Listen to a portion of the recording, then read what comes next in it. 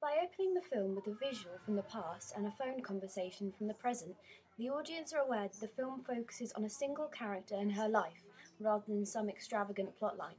This slice of life representation makes Canary more realistic and, in turn, relatable to the audience. The audience can see the time lapse by the sepia effect to make the footage look aged. The footage also doesn't show the child's face very well, adding to the enigma code, attracting the audience into the story. The abrupt end to the phone conversation, teamed with a blackout, emphasises and reflects Olivia's frustration with her mother.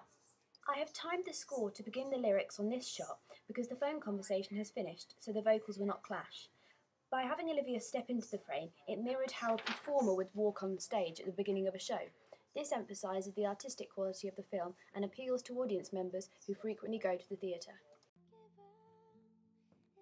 Doing a match on action shot, it adheres to continuity editing techniques, increasing the realism of the film.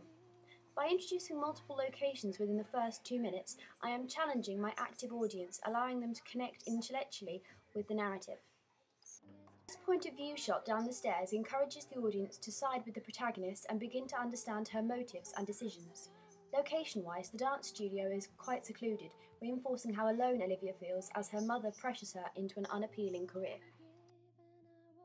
During the lyrics Up to Us to Fly, Olivia is dancing away from the camera, foreshadowing her later gained independence.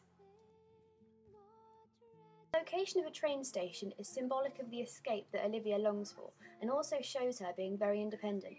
This suggests to the audience that she will be successful in the end, allowing them to have faith in her.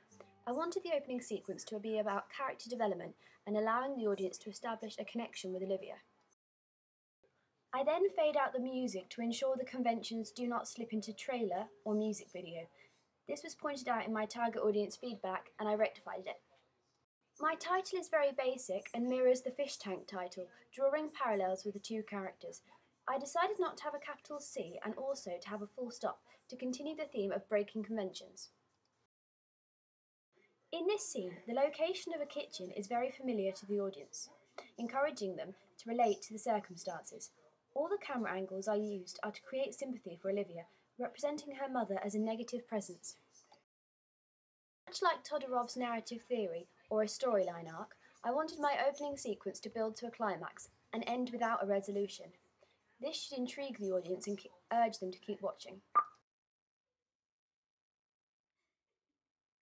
Had I enough time, my last scene would have been her working at a checkout to show my understanding that the plot would continue. It would also heavily contrast with the idyllic world of her dance studio.